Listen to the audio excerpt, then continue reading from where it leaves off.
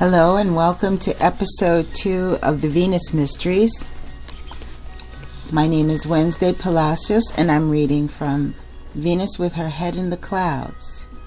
And I just want to welcome those who came back to listen and to tell you how much I truly enjoy reading from this book, and to let you know that there is a book 2 that I'm working on now.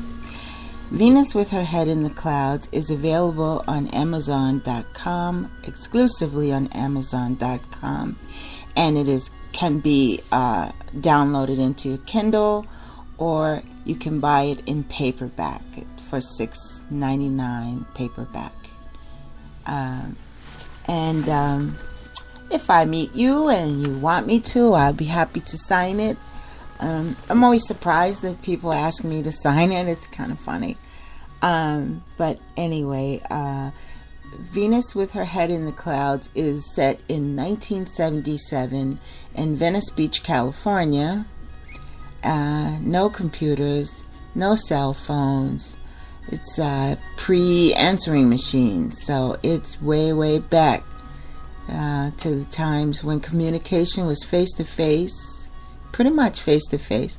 Telephones or face-to-face. If you called somebody and they weren't home, you'd either have to call them back or, slide by their house to see if you could see them. It was the 70s. We were wearing bell-bottoms and platform shoes, and the Afro was in, and Soul Train was on TV. Sonny and Cher. Television was big. Not like it is now where there are like 800 channels, but television was huge. So it was something that you discussed the next day at work, what you saw on TV the night before. Friends were important because it was more connected than the social network, which can be a little bit of a detached kind of thing. So I'm going to pick up where I left off, and for those who have the book, it's page 6, and the detectives are interrogating the family and Venus. Detective Crown looked at his watch. He said, "It's 3:30 in the afternoon now, so suppose your daughter was killed about an hour ago. Where was everybody?" Clarissa's eyebrows shot up and her mouth opened in a small, tight O, and she balled her thin hands into fists. "My daughter has been murdered!" Brownlee held up his hands in defense. "We are sorry to be so blunt, but if we're going to catch the killer, we have to start now." Mr. Abraham pulled his wife to him. She buried her face in his chest and sobbed. "We were in the next building. I have an office on the first floor. Venus called us screaming in the phone that Jill had been shot. We ran over and got here at the same time as you," replied Mr. Abraham. His face was red and streaked with tears. "The three of us huddled together and cried." The two detectives looked at each other and sighed. I could tell they didn't feel they could get anything more out of us. But Detective Crown said, "One last question. Does any of you own a gun?" Mr. Abraham looked perplexed and answered, "No, we are against violence." "I've never even seen a gun," said Clarissa. The detectives looked at me, and for some reason I felt guilty, under a spotlight. "Me either," I said. "I just came over from the soup bowl to see if she was going to work tonight. She wasn't feeling good. She had the cramps." Detective Brownlee gave Jill's parents his card. "If you have any other info, like boyfriends, enemies, or drugs, or whatever, let us know. If we are going to solve this, we need real info. We will be in touch." We all nodded silently, 3 people shattered by the death of a loved one. We watched as the detectives left and stood dumbfounded in the center of the apartment. I didn't know what to do with myself. The person I loved most in the world was gone, and my life had just been shattered like someone took a baseball bat to a glass window. I couldn't stay in that apartment another moment. I was scared and I couldn't think, so I roller skated over to my bungalow. It used to belong to my parents, but after their death, I had inherited it. It was near the soup bowl, which they also had owned. Jill and I got working papers at 15 years old and started working at the joint. Mr. Abraham managed it until I turned 18, and then the restaurant was mine. The soup bowl was just a good old-fashioned hippie joint with a jukebox, vegetarian and non-vegetarian soups, carrot juice, celery soda, and salads, but no alcohol.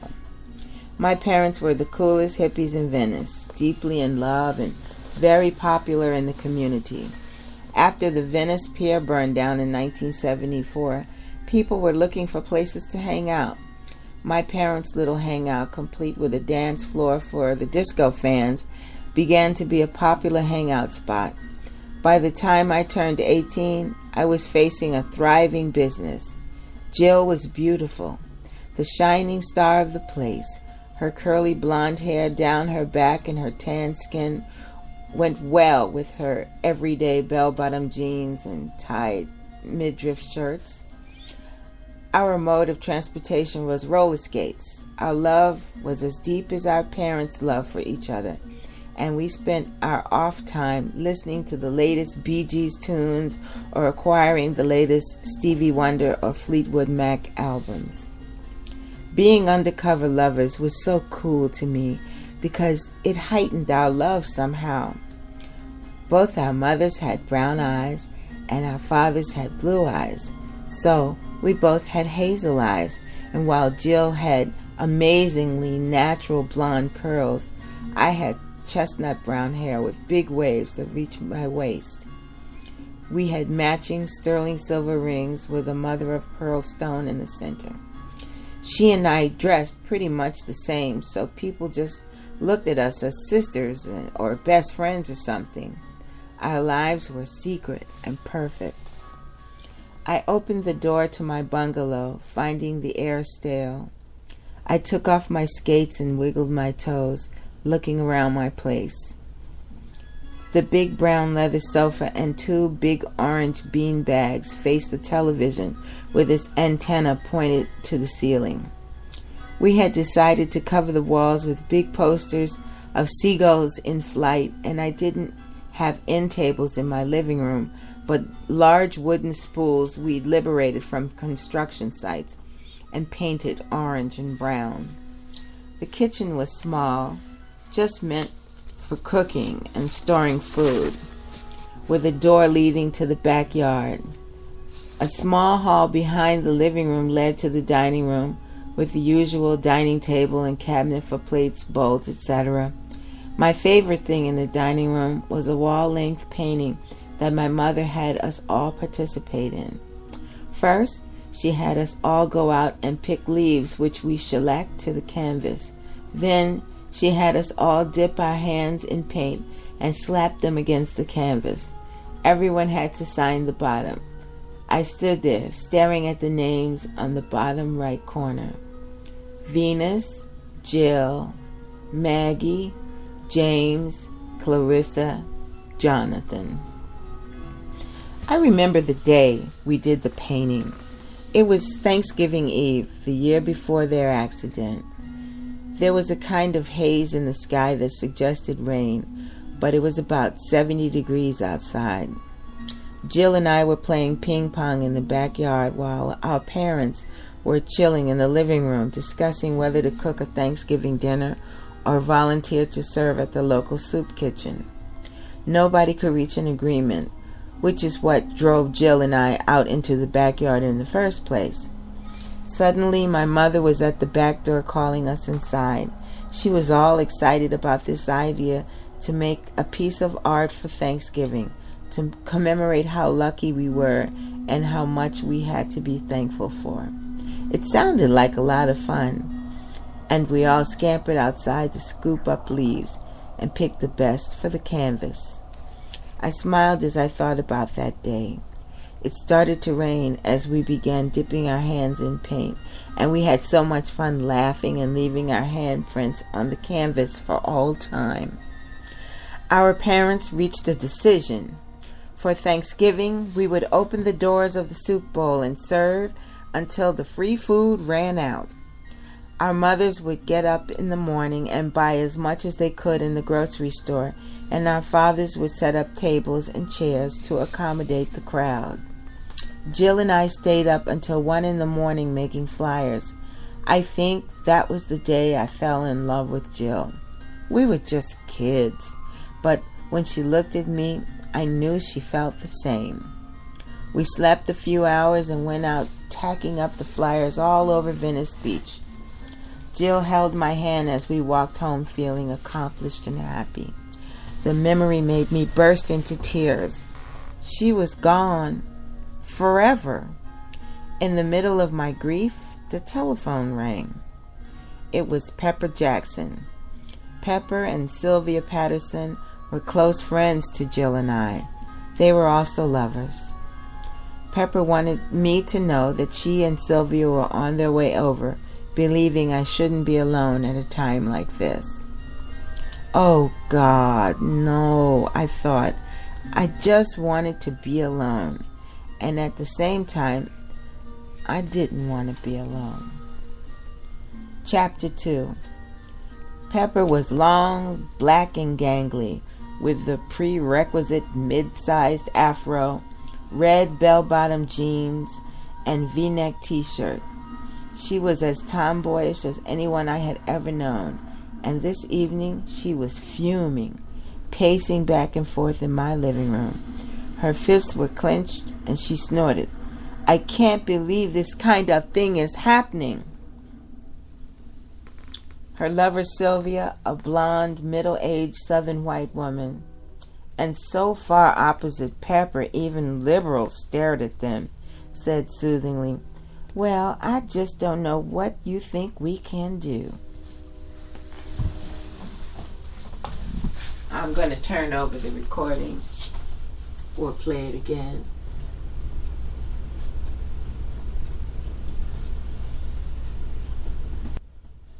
Okay. Pepper stopped pacing and looked up. "Yeah, and that's what's so frustrating. I don't want to cry." And she did cry. She triggered Sylvia, which naturally triggered me. Finally, I got up and opened the window wider to smell the ocean breeze. I did not want to keep crying. I wanted to do something, like Pepper said. But what could I do? And then it hit me. Whap! The idea hit me like a piano falling on me from a third-floor window. I whipped my head around, glaring at Sylvia. "Oh my God, Sylvia!" I exclaimed. "You work at police headquarters." Sylvia bobbed her blonde curls. "Yeah, but I'm a file clerk. I'm not a detective." Pepper was nodding because she got it too. "Yes, and as much as I hate to admit it, our friend Jill is just a file at police headquarters. But you, my love, are absolutely the cutest, most innocent-looking woman I ever met, and a file clerk at police headquarters." Sylvia's mouth popped open. "But I can get us info from her files," Pepper finished, and flopped down on a beanbag exhausted. But she popped back up. "Venus, you got beer in the fridge?" "Yeah," I answered. "Why?" Pepper rubbed her hands together. "Because it's going to take time to work out a strategy. We can't expect LAPD to figure it all out. We know Jill Abraham better than anyone. We can do this." And that's how I began to concentrate on something other than that awful image of Jill lying on the floor with a hole in the center of her head. I needed this, or I would have gone to pieces and just stayed there. We each took a beer, a piece of paper and pen, and wrote down our ideas. 4 hours later, we were out cold with at least 20 pieces of notepaper scribbled was sensible, horrific,